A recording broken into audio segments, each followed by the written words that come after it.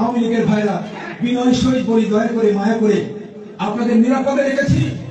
আমরা যদি ক্ষমতায় যেতে পারি, আমি যদি এমপি নির্বাচিত হতে পারি, আমার বিএনপি নেতা কর্মীরা যেভাবে নিরাপত্তার চাদরে থাকবে, আওয়ামী লীগের প্রত্যেকটা নেতা কর্মী সমর্থক আমরা নিরাপত্তার চাদরে রেখে রাখতে চাই।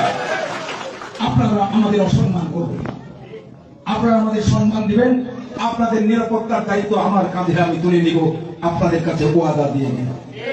একটা নেতা হিসেবে উনি যে কথাগুলা বলছে মানবিক দিক থেকে সঠিক আছে, কিন্তু গত 16 বছর যে হত্যা নির্যাতন আওয়ামী লীগের যে লোকগুলা আছে সবাই না, অনেক ক্ষেত্রে তাদেরকে যদি এরকম সুযোগ সুবিধা দেওয়া হয় তাহলে আপনি আর যে আওয়ামী লীগের যারা এরকম হত্যাকাণ্ড চালিয়ে গেছে তাদের মধ্যে কোনো পার্থক্য থাকলো না।